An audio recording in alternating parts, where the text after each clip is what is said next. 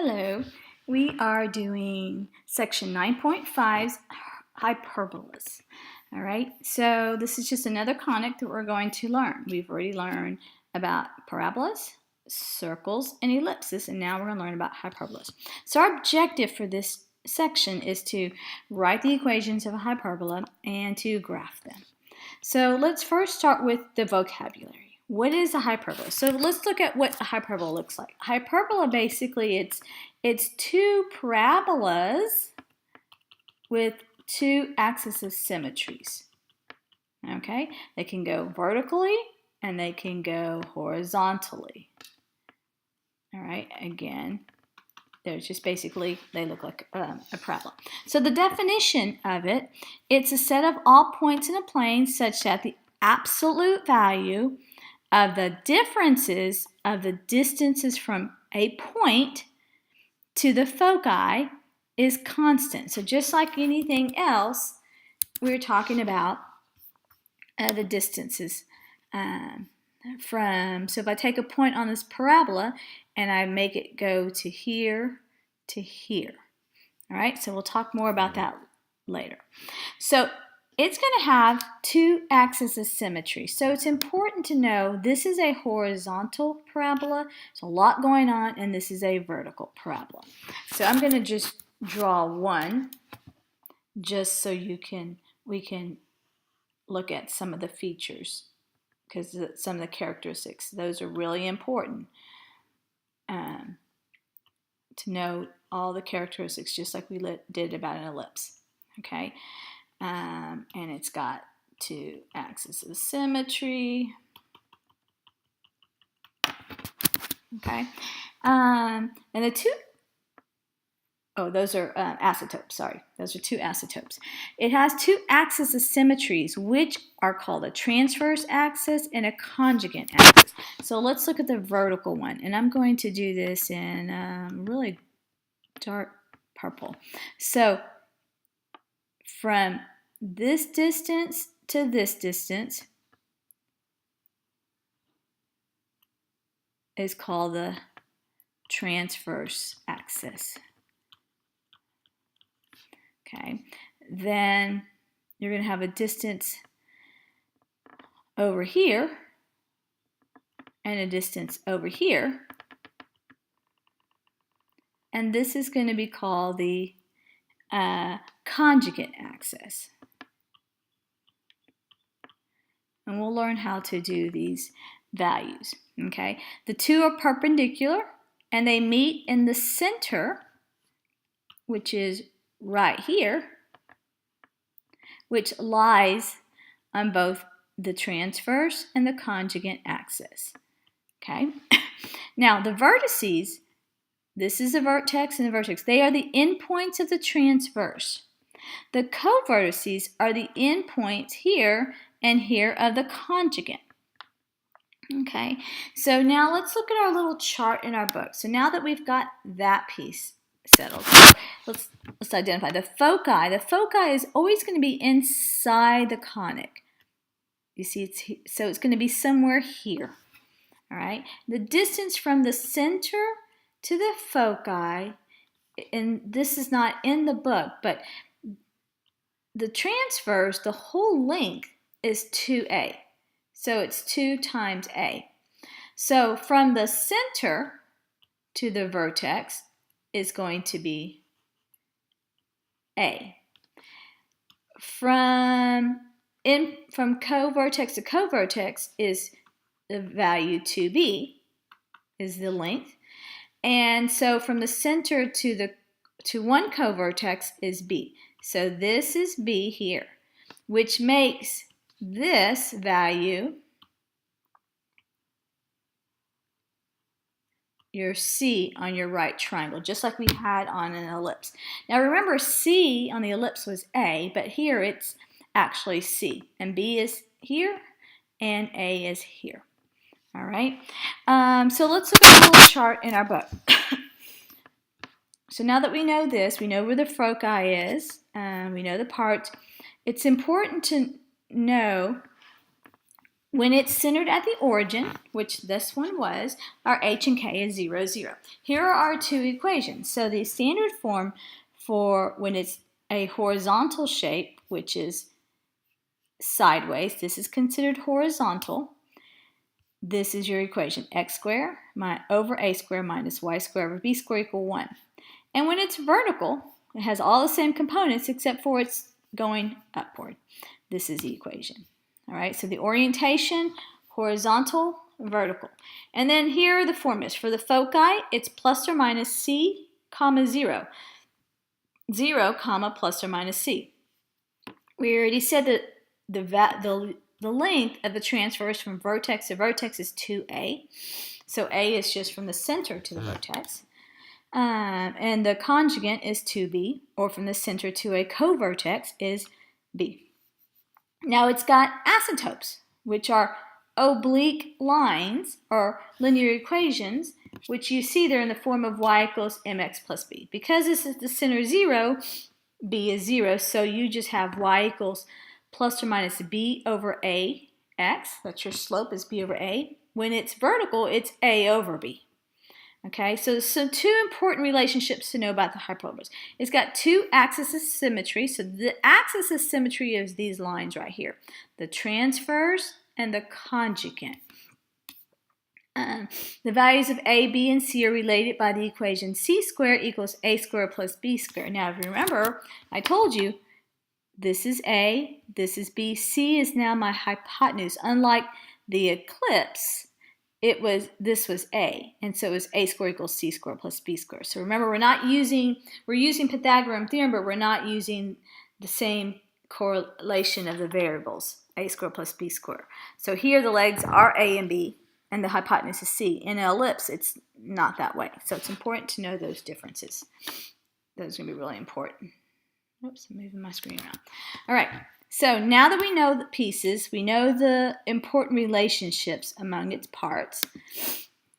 Now, how do we write equations? And how do we, so let's go to example 1. It says, write an equation of the hyperbola shown in the graph. So we're first going to start with, when we have to write an equation, let's see what's the orientation. The orientation is horizontal. Okay, because the orientation is horizontal, I know that I'm going to use the equation x squared over a squared minus y squared over b squared equal 1. So to write this equation, I'm going to need an a and a b. So let's go back and look at the graph. Well, because the center is at 0, 0, the distance from here to the vertex is 4 units from both ends. So we know A is 4. What else do we know? We know the foci. So remember, the foci is this dot right here. It's at what? Negative 5, 0, and 5, 0. So it's 5 units away. So remember, the foci from the center to a foci is C. So it's 5 units. So I can use Pythagorean theorem and do 5 squared equals 4 squared plus b squared, and I can find what b squared is. And b squared is simply 9, so b is 3. So now I can write my equation. So I have x squared over 16 minus y squared over 9 equals 1. Okay, let's try another example, because here they gave us the graph. Number 2, so we can use the asymptotes. All right, so it says the asymptotes for vertical, they're telling us it's vertical. So we know it's vertical, so it's going to be y squared over a squared minus x squared over b squared equal 1, because it's vertical. Remember, subtraction, order matters. So unlike the ellipse, where it was a plus, it didn't matter. The a just switched positions, but it didn't matter if we had which term we had first, because it was addition, and order doesn't matter for addition. The other thing to note, an ellipse, a is always greater than b. Here, it can be, but it not necessarily have to be. B can be larger. You just have to know the difference. It could be a really fat hyperbola, which would make b much bigger than a. So just note that. All right, so here's our equation. They tell us it's vertical. They give us the asymptotes, and they tell us the vertices. So I just am visual. So the vertices are 0, 5, and 0, negative 5. So I know my ellipse is going to do this. Correct? Now, what do I need? I need an A and I need a B to write this equation. Well, remember, this is 2A, which is what? The distance is 10 units, so half of that is 5. So I know A is 5. Whoops. Okay.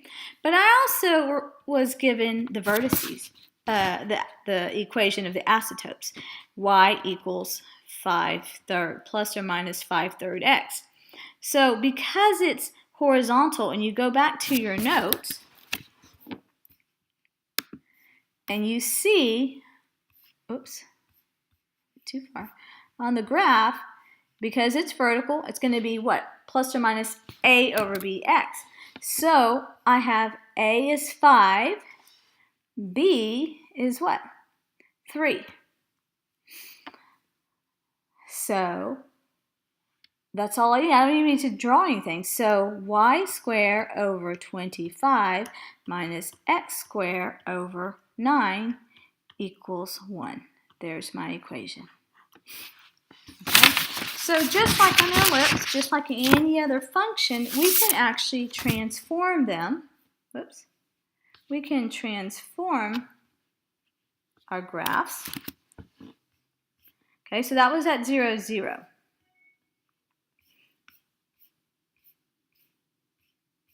So we can transform our graphs by using when the center is at HK. So it's the same formulas, everything's the same, except for now we have an H and a K, which changes how the formula for our vertices, our co-vertices, and a foci, and the equations of the asymptote. You see it's in point-slope form here.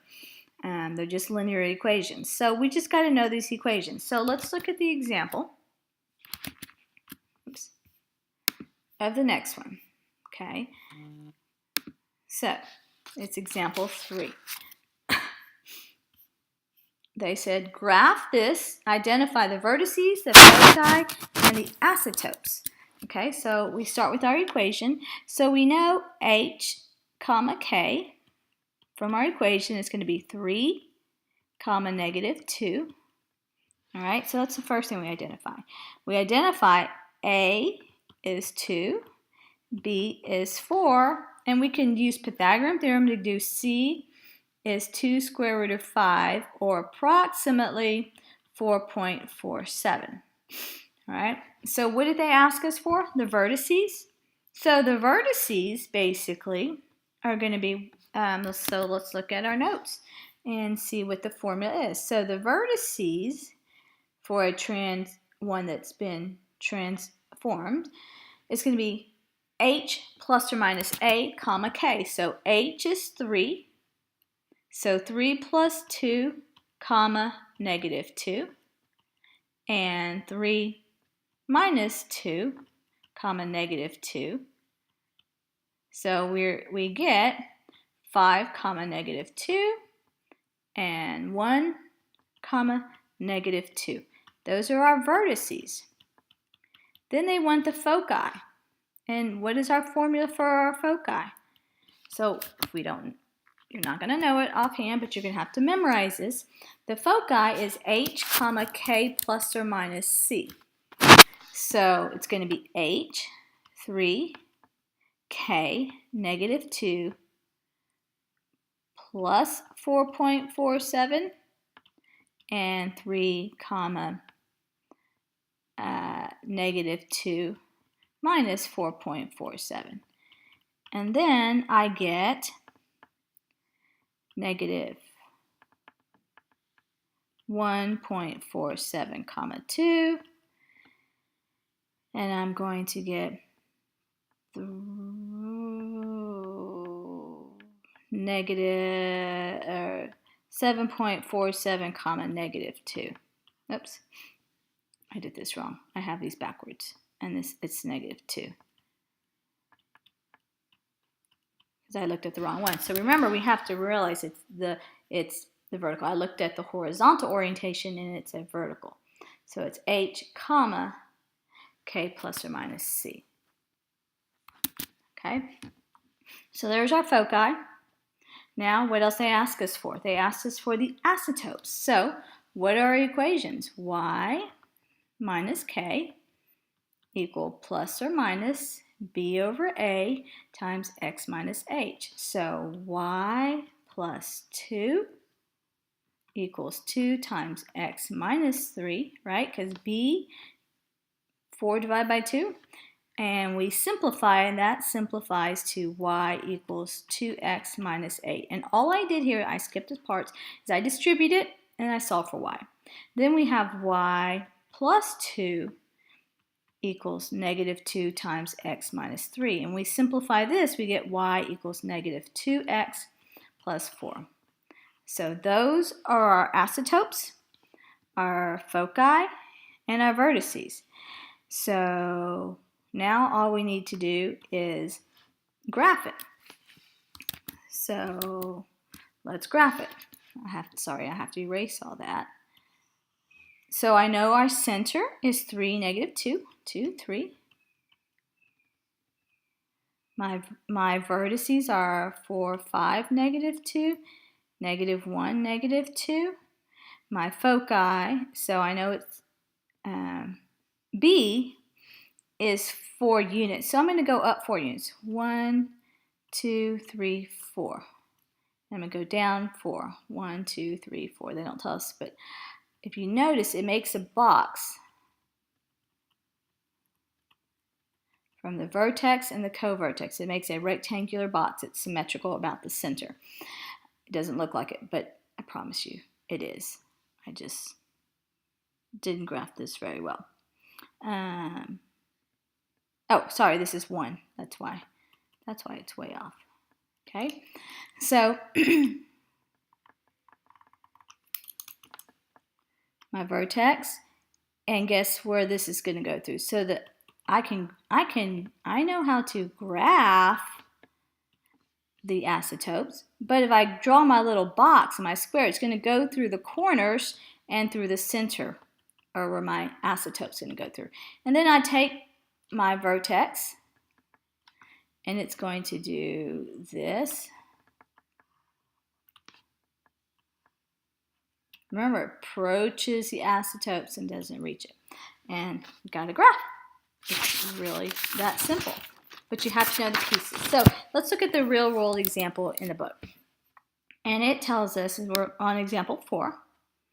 It says the Earth and the Sun are 146 million kilometers apart. A comet follows a path that is one branch of a hyperbola.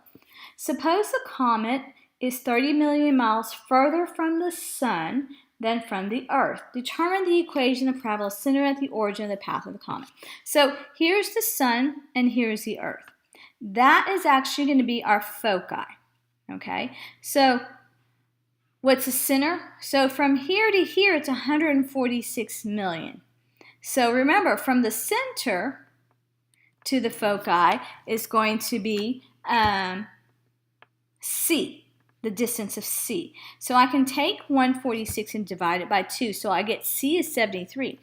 And they tell us, this is what we didn't talk about, is the constant difference. So remember, in ellipse, we had a constant sum. Here we're going to have a constant difference that says, if I take a point, this point is on the parabola, but you don't see it because they didn't draw it out for us. And we take that point and we connect it to both of the foci. The difference between the absolute value, the difference between, we call this y minus x, doesn't matter because we're taking the absolute value. The difference between the two lengths is going to be equivalent to 2a. All right, so they're telling us that 2a is 30 million. So if I know that 2a equals 30, can I find a? A is simply 15. And I know B is 73, and I can use, so we had to recognize that 30 was the constant difference.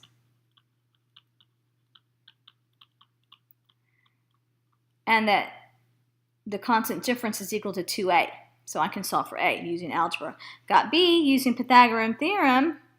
I can find c by, this is c. I can use Pythagorean theorem to find b. B square is 5,104. So now my equation is, since it's at the origin, 225 minus y squared over 5,104 equal 1. Again, you got to start with your equation. It's going to be what? X squared over a squared minus y squared over b squared equal 1.